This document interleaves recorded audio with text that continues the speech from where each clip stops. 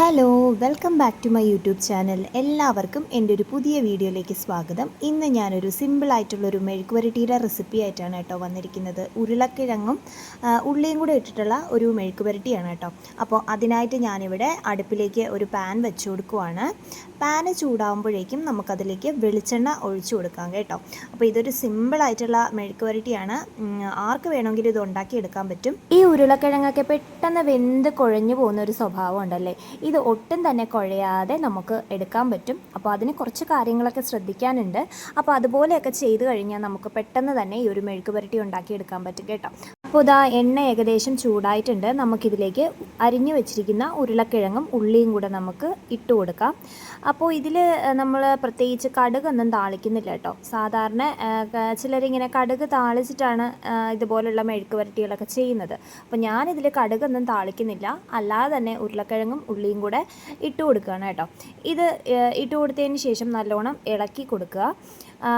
ആവശ്യത്തിന് ഉപ്പും മഞ്ഞൾപ്പൊടിയും കൂടെ നമുക്കിതിലേക്ക് ചേർത്ത് കൊടുക്കാം കേട്ടോ. അപ്പം നമ്മുടെ ഉരുളക്കിഴങ്ങിന് ഉള്ളിക്കും പാകമായിട്ടുള്ള ഉപ്പ് ഞാനിതിലേക്ക് ചേർത്ത് കൊടുക്കുകയാണ്. നല്ലപോലെ ഒന്ന് ഇളക്കി കൊടുക്കുക. അതിന് ശേഷം ഇവിടെ മഞ്ഞൾപ്പൊടിയും കൂടെ ഞാൻ ചേർത്ത് കൊടുക്കുന്നുണ്ട് കേട്ടോ. അപ്പോൾ മഞ്ഞൾപ്പൊടിയും നമ്മുടെ പാകത്തിന് ഞാൻ ചേർത്ത് നല്ലോണം ഇളക്കി കൊടുക്കുന്നുണ്ട്. ഉപ്പ് ചേർത്തത് കൊണ്ട് തന്നെ ഉള്ളിയൊക്കെ പെട്ടെന്ന് വാടി കിട്ടും കേട്ടോ.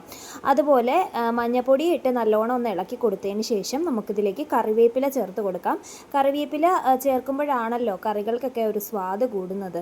അതുകൊണ്ട് തന്നെ കറിവേപ്പില ചേർക്കാൻ മറന്നു പോകരുത്. കറിവേപ്പില നല്ലോണം എത്ര ഉണ്ടോ അത്രയും നല്ലത് നല്ലോണം ഇതിലേക്ക് ചേർത്ത് കൊടുക്കുക. ഞാനിവിടെ കുറച്ച് കറിവേപ്പില ഇട്ടിട്ടുണ്ട് കേട്ടോ.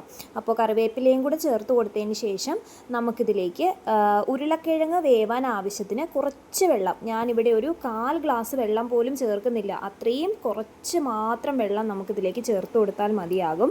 ഒത്തിരി വെള്ളം നമ്മൾ ചേർത്ത് കഴിഞ്ഞാൽ ഉരുളക്കിഴങ്ങ് ഒരുമാതിരി വെന്ത് കുഴഞ്ഞു പോകും. അതുകൊണ്ട് അതിൻ്റെ ആവശ്യമില്ല. അതുകൊണ്ട് കുറച്ച് നമ്മളുടെ ഗ്ലാസ്സിൽ, ചെറിയ ഗ്ലാസ്സിൽ ഒരു 1/4 ഗ്ലാസ് വെള്ളം മാത്രമേ ഞാനിതിൽ ഒഴിച്ചു കൊടുത്തിട്ടുള്ളൂ. വെള്ളവും ഒഴിച്ച് നല്ലോണം ഒന്ന് മിക്സ് ചെയ്തതിന് ശേഷം നമുക്കിതിലേക്ക് കുറച്ച് മുളക് പൊടി ചേർത്ത് കൊടുക്കാം കേട്ടോ. ഞാനിവിടെ ഉപയോഗിക്കുന്നത് അത്യാവശ്യം എരിവുള്ള മുളക് പൊടിയാണ്. നമുക്ക് എരിവില്ലാത്ത മുളക് പൊടിയാണെങ്കിൽ 1 സ്പൂണൊക്കെ ചേർക്കാം. ഞാൻ അത്യാവശ്യം എരിവുള്ളത് കൊണ്ട് തന്നെ, കുഞ്ഞുങ്ങൾക്കൊക്കെ കൊടുക്കുന്നതുകൊണ്ട് തന്നെ അധികം എരിവ് ഞാൻ ചേർക്കുന്നില്ല. ഒരു 1/4 സ്പൂണ് മാത്രമേ ഇതിലോട്ട് ചേർത്ത് കൊടുത്തിട്ടുള്ളൂ. അതുപോലെ നല്ലോണം ഒന്ന് ഇളക്കി കൊടുക്കുക.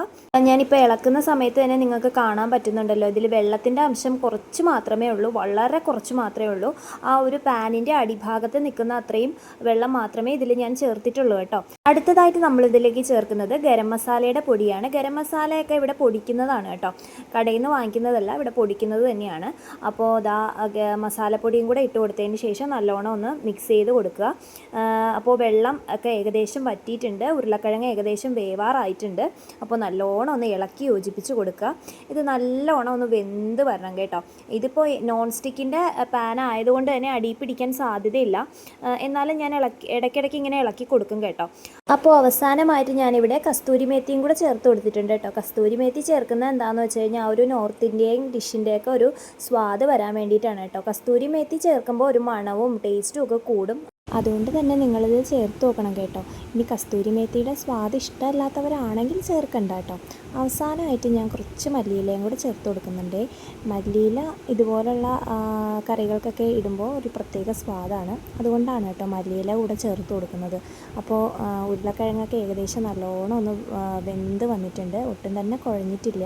ഈ ഒരു കറി പെട്ടെന്ന് തന്നെ 10 മിനിറ്റ് കൊണ്ട് തന്നെ നമുക്കിത് ഉണ്ടാക്കിയെടുക്കാൻ പറ്റും. അപ്പോൾ ഈ ഒരു റെസിപ്പി എല്ലാവർക്കും ഇഷ്ടപ്പെട്ടു എന്ന് വിചാരിക്കുന്നു. ഇഷ്ടപ്പെട്ടെങ്കിൽ ലൈക്ക് ചെയ്യുക, ഷെയർ ചെയ്യുക, സബ്സ്ക്രൈബ് ചെയ്ത് തന്നെ ഒന്ന് സപ്പോർട്ട് ചെയ്യുക. അപ്പോൾ മറ്റൊരു നല്ലൊരു വീഡിയോയുമായി നമുക്ക് കാണാം. അതുവരേക്കും ബായ്.